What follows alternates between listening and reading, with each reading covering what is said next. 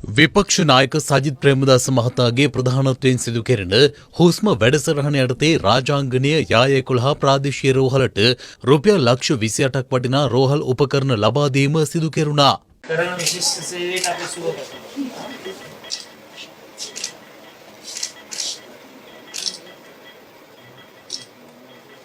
දැන් අද රාට රෝහල් උපකරණ දුන්න එක පෙන්නන්නේ කරන්නේ සේෆ්ටි ගාපු එක බයි.